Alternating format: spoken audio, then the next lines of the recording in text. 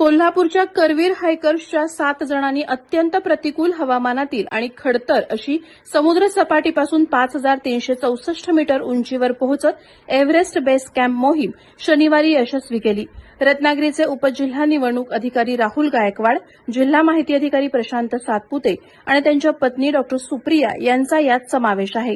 वयाच्या 21व्या वर्षी Everest sir करणाऱ्या आणि जगातील मृत्यूचा पर्वत अशी ओळख असणाऱ्या अन्नपूर्णा पर्वत सर करणाऱ्या जगातील सर्वात तरुण ठरलेल्या करवीर हायकर्सच्या कस्तुरी सावेकर यांच्या मार्गदर्शन आणि नेतृत्वाखाली ही मोहीम पार पडली।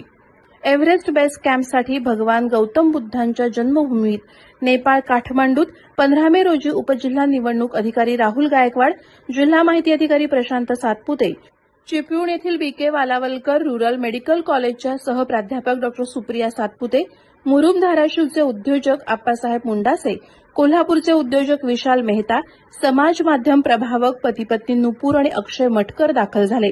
काठमांडू ते जगातील सर्वात धोकादायक ओळख असणाऱ्या लुकला विमानतळ येथून छोट्या विमान प्रवासानंतर प्रत्यक्षात ईबीसीकडे वाटचालीला सुरुवात झाली।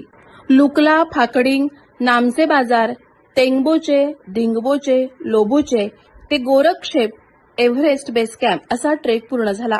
शनिवार दिनांक 23 मे रोजी राष्ट्रीय ध्वज फडकवून आणि संविधानाची उद्देशिका प्रदर्शित करून या यशस्वी मोहिमेची सांगता झाली। रात्री उणे 15 अंश सेल्सिअस तर दिवसा 4 ते 6 अंश सेल्सिअस तापमान लोबोचे ते ईबीसी अतिशय जीवघेणा प्रवास ठरला। प्रतिकूल खडतर वातावरण, दुर्गम रस्ता, हाडे गोठवणारी थंड वारे मानसिक आणि शारीरिक क्षमतेची कसोटी जागोजागी घेत होते।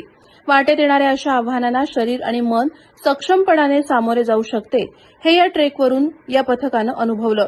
नेपाळमधील पीक 15 अॅडव्हेंचर चे शेखर तमांग, योगेंद्र तमांग आणि प्रशांत तमांग यांनी या मोहिमेत मार्गदर्शक म्हणून भूमिका निभावली।